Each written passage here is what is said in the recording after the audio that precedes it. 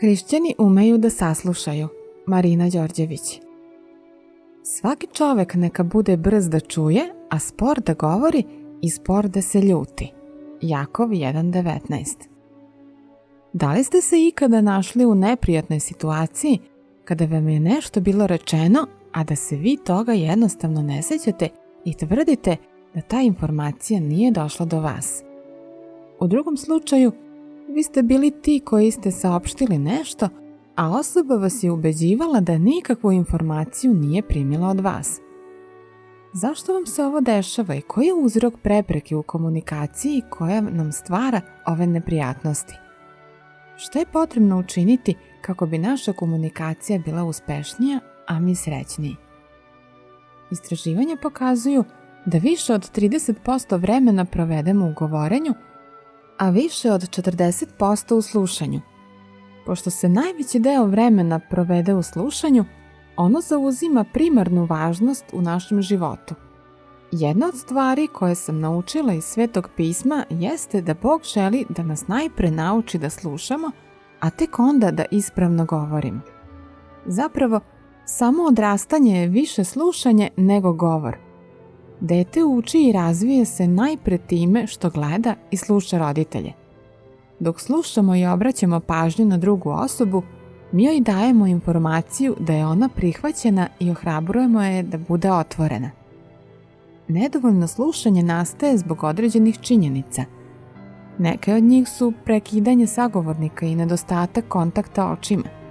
Oni koji prekidaju druge koriste vreme oblikujući odgovor i čekaju delić sekunde kada mogu da upadnu. Nedostatak kontakta očima otkriva nezainteresovanost, nepoverenje i nedostatak pažnje. Nedostatak kontakta očima koristi se kao kazna ili za pokazivanje nezadovoljstva. Svesno odbijanje održavanja kontakta očima, pogleda je surovo. Oni koji žele da postanu bolji slušaoci mogu početi da ponovo izgrađuju zajedništvo i bliskost kroz ovaj kontakt. Dom u kome vlada ljubav i u kome se izražava pogledima, rečima i delima jeste mesto na kome anđeli rado borave.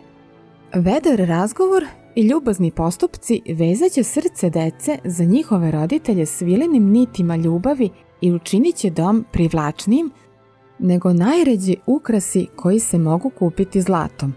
Temelji srećnog doma, Ellen White. Ženi je potrebna neka vrsta reagovanja na slušanje od strane muža da bi osjetila da je on čuo. On će joj verovatno ponuditi rešenje, ali ona traži razumevanje više od rešenja. Doći će vreme traženja rešenja, ali ona želi da bude saslušana kada osjeća uznemirenost.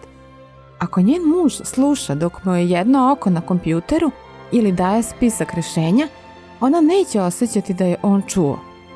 Žena koja osjeća da je muž ne čuje, brzo će početi da se osjeća nevoljeno. Počeće da govori glasnije i duže u naporu da je muž čuje i da osjeti da je voli. Uzrok svih neuspešnih komunikacija leži u našoj sebičnosti i nespretnosti da tuđe potrebe i osjećanja stavimo ispred svojih. Oni koji hodaju po duhu u stanju su da osete duh drugog čoveka i njegove potrebe prepoznaju kao svoje. Isus nije neprestano pričao, niti je upadao drugima u reč. Ostvarivao je dobru komunikaciju sa svima jer je bio vođen očevim duhom, čiju je volju uvek stavljao ispred svoje. Počnimo da slušamo očev duh kako bismo znali da saslušamo druge. Ništa ne radite iz častoljublja, niti iz sujete, nego u poniznosti smatrajte druge većim od sebe i ne gledajte samo na svoju korist, nego i na korist drugih. Neka u vama bude sklonost koja je u Hristu Isusu, koji, iako je bio u Božjem obličju, nije se grabio da bude jednak sa Bogom, već se odrekao samoga sebe i uzeo obličje sluge i postao sličan ljudima. Jer je Bog koji čini u vama da hoćete i radite kako je njemu ugodno. Sve radite bez gunđanja i prepiranja, da budete besprekorni i bezazleni, Božja deca bez mane usred pokvarenog i zapačenog naraštaja. Filipljanima 2, 3-7, 2, 13 do 15.